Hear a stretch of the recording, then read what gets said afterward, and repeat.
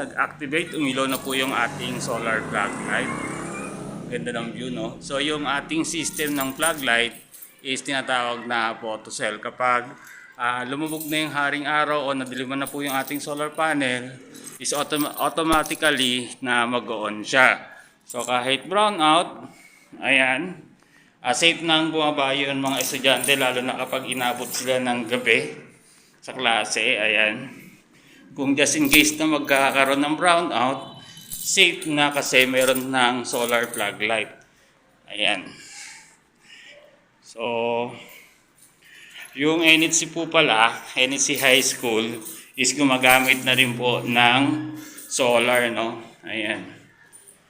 Ayan. Ayan. So, maliwanag na, no? Ayan. So, hindi ko po nakakabit yung isa dito sa ground floor.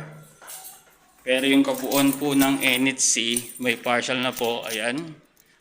Tulad ng ilaw na yan, solar power na po yan, pati po doon. Tapos, yun sa covered court. Ayan, yung ilaw na gumagana dyan, solar power na rin, no? Ayan. Tapos yung sa stage, solar power na rin po yan, no? Ayan, puntahan po natin. Ayan, may apat na plug light. Ayan. Ayan. Tapos meron na rin pong setup ng solar dito sa NHC High School. Ayan. Ito po yung sinet up natin, no, nung nakaraang taon. Ayan.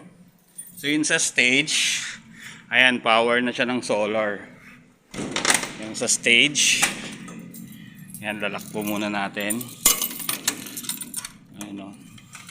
So kahit brown out, may kuryente yung eskwelahan, no. Ayan, off muna natin yung ilaw. Ayan. On pala natin yan sa gilid.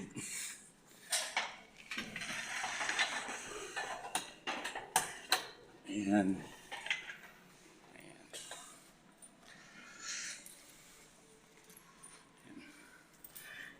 Power na siya ng solar. Ayan. Ito, no? Tapos, yung tawag na to, yung binisity namin dito, yan. Power na rin ng solar, yung CR. Tapos, yung pati ang pathway na yan, power na rin ng solar. Ayan, merong plug light po dyan.